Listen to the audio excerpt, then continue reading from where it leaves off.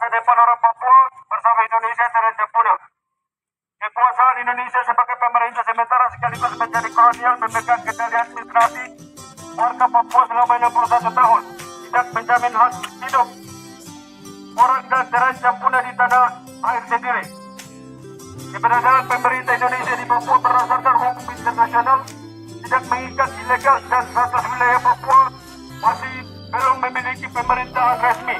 Status pemerintah sementara dalam 61 tahun berkuasa di West Papua berdasarkan mandat perjanjian New York Agreement 1962 di mana PBB memandatkan pemerintah di West Papua, West New Guinea atau West Papua kepada United Nations Temporary Executive Authority atau UNTEA. Pada 1 November 1962, administrasi pemerintah West Papua dari Belanda serahkan administrasi kepada pemerintah sementara PBB UNTEA menjalankan tugasnya sebagai pemerintah hanya 7 bulan. Mulai terhitung 2 November 1962 sampai 1 Mei 1963. Selanjutnya atas desakan Indonesia dan Amerika Serikat UNTEA serahkan administrasi pemerintahan West Papua kepada Indonesia berdasarkan perjanjian Roma Agreement di Italia 30 September 1962. Status pemerintah West Papua diserahkan dari UNTEA ke Indonesia, statusnya sementara, bukan pemerintahan resmi. Tugas pemerintah sementara Indonesia untuk mempersiapkan proses pelaksanaan referendum berdasarkan perjanjian New York Agreement 15 Agustus 1962, namun pelaksanaan Februari 1969 di Papua direkayasa dan dimenangkan militer Indonesia dan melaporkan kepada PBB hasil manipulasi dan rekayasa militer bahwa orang asli Papua memilih bergabung dengan Indonesia. Padahal pelaksanaan referendum di West Papua tidak berjalan sesuai dengan perjanjian New York Agreement pasal 18 tentang satu orang satu suara. Hanya 1025 memilih bergabung Indonesia dalam tekanan militer. Ini merupakan kejahatan dilakukan oleh Indonesia. Hasil Februari 1969 diperdebatkan di PBB. 42 negara dipimpin Afrika dan Karibian menolak hasil Februari tidak demokratis dan mengusulkan referendum ulang di West Papua. Sedangkan 14 negara mendukung Indonesia dan setuju hasil Februari. Dan dilaporkan sedangkan 32 negara lainnya abstain atau tidak memberikan suara. Perdebatan alot terjadi di PBB. Tidak ada satu resolusi yang diadopsi bahwa West Papua bagian dari Indonesia. Akibatnya, ada kesepakatan Belanda dan Indonesia sepakat membangun Papua selama 25 tahun. Sehingga atas dasar kesepakatan itu PBB menulis nomor perkara dalam agenda PBB dengan nomor 2504 dengan catatan Indonesia dan Belanda membangun Papua selama 25 tahun. Administrasi West Papua dikembalikan ke PBB untuk referendum ulang berdasarkan usulan 42 negara yang menolak hasil Februari yang tidak demokratis tersebut. Melihat dari proses tersebut, maka keberadaan Indonesia saat ini di Papua ilegal.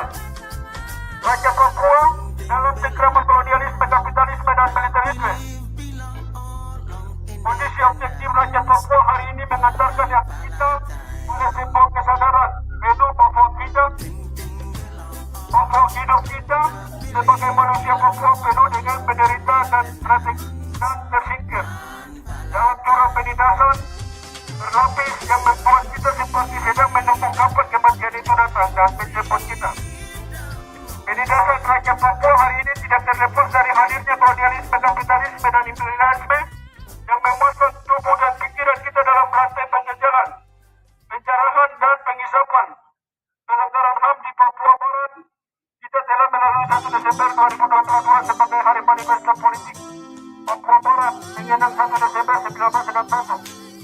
Kita perlu mengingat bahwa kita telah merdeka, tetapi usia kemerdekaan itu hanya bertahan 19 hari. Karena kemerdekaan bagi Papua Barat adalah bencana bagi Indonesia. Kemerdekaan Papua Barat disambut dengan Tri Komando Rakyat atau Trikora yang dikemukakan oleh Soekarno di alun-alun Yogyakarta pada tanggal 19 Desember 1961 yang berisi 1. Gagasan negara merdeka buatan Belanda kolonial. 2. Kibarkan sang merah putih di Irian Barat tanah air Indonesia. 3. Indonesia bersiaplah untuk mobilisasi umum guna mempertahankan kemerdekaan dan kesatuan tanah air dan bangsa sejak operasi Trikora dikumandangkan. Sejak itu militerisme Indonesia mulai masuk dengan leluasa menyiksa hingga membunuh rakyat Papua. Tercatat 16 operasi militer yang terjadi sejak tahun 1962 sampai 2004 di Papua Barat, yaitu operasi Komando Mandala 1962, operasi Wisnumurti 1 dan 2 1963 sampai 1964, operasi Wisnumurti 3 dan 4 1964 sampai 1966, operasi Prayuda 1966 dan 1966, operasi Sadar, operasi Prayuda dan operasi Wibawa 1968, operasi Pamungkas 1970 sampai 1974, operasi Merdeka, operasi Kikis 1977 sampai 1978, operasi Sapu Bersih 1978 sampai 1984, operasi Sate 1984, operasi Galak 1985 sampai 1987, operasi Galak 2, operasi 86 sampai 89, operasi Kasuari 1 dan 2, operasi Raja Wali 1 dan 2, operasi pengamanan daerah rawan 1998 sampai 1999, operasi pengendalian pengibaran 1999 sampai 2002, dan operasi penyisiran di Wamena 2002 sampai 2004 sebelum beberapa dilaksanakan diperkirakan 1.500 orang tewas di wilayah Sorong karena dilempari granat dan bom. Selain itu, militer juga masuk dan membakar kampung di Ayam Baru, Seminapun, dan di Nambatan. Beberapa sendiri gagal dan cacat umum karena ketentuan adalah 1 orang 1 suara, tetapi dari 400.000 rakyat Papua tahun 1969 hanya 125 orang yang disertakan untuk memilih bergabung bersama Indonesia di tahun 1974 sampai 1975. Terjadi pembunuhan massa di Biak dan hanya 207 orang tewas yang berhasil didata tahun 1977. Terjadi di Lembah Bali yang hampir 3.000 jiwa harus menjadi korban, di mana rakyat Papua dibom, ditembak dan diperkosa oleh militer Indonesia. Di tahun yang sama, militer membom daerah selatan di Jayapura dan menyebabkan 1.605 orang tewas. Tahun 1980 sampai 1984, militer melakukan penyisiran penembakan dan pembunuhan yang menyebabkan 10.000 melarikan diri ke PNG. Namun hanya 7.500 orang yang berhasil tiba dengan selamat, sementara 1.900 berdiam diri di kota-kota di Papua. Dan di tahun yang sama, Nolak dibunuh dalam operasi Kasuari dan operasi Raja Wali di daerah Arsa sampai Waris dengan menentukan 1.000 orang tewas dan dalam prolog 1966 sampai 1980. Pelanggaran HAM dalam tahun 2022. Indonesia terhadap rakyat Papua tidak pernah habis, ini berlanjut terus sampai hari ini. Dalam tahun ini, Polda Papua melakukan 5 operasi pada tahun 2022 dengan tadi dan sasaran selama 2022. Operasi itu adalah operasi Amanusa, operasi Bidang Kusuma, operasi Nebangkawi, operasi Damai Sarden, operasi Putat Situpun, operasi Apure, operasi Lilin, dan operasi Zerba. Yang terdata sementara jumlah yang tidak terdata karena tidak dipublik masih belum diketahui.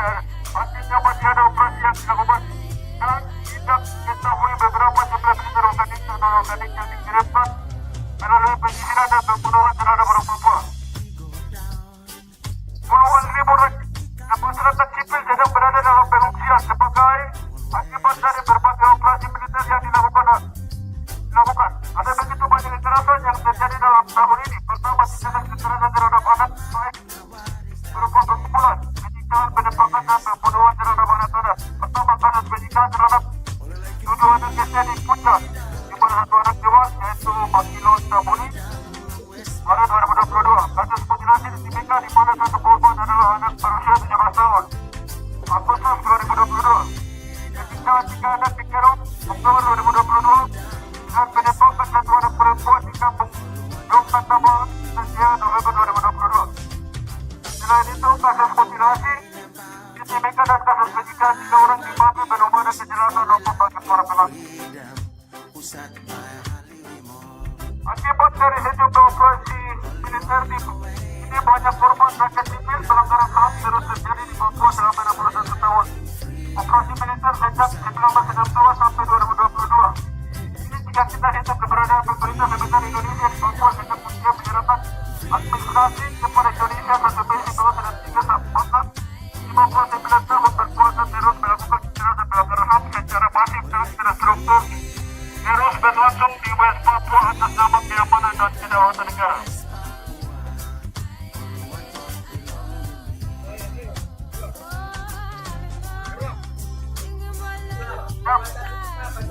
Oleh karena itu kami Komite Nasional Papua dan kami menyampaikan pernyataan sikap melalui peringati Hari HAM Sedunia yang ke-70 tahun ini sebagai berikut.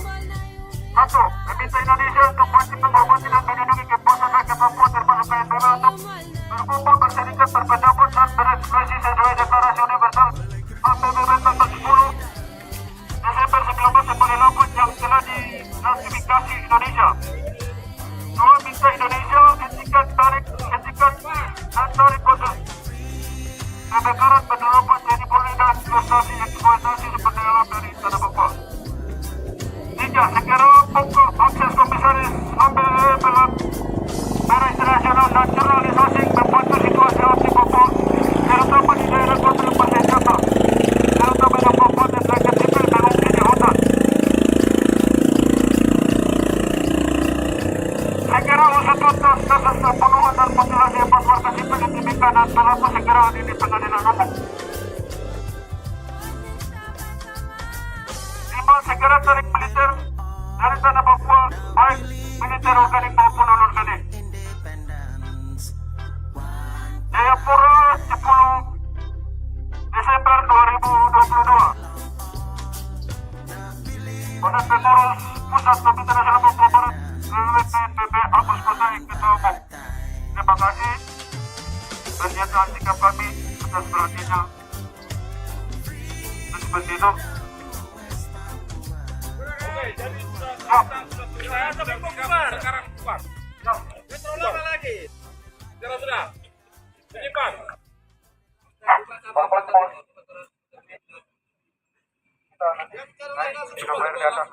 Yang lain langsung. Baru nanti kita coba. Ayo, salah satu hamba kita dalam doa kan?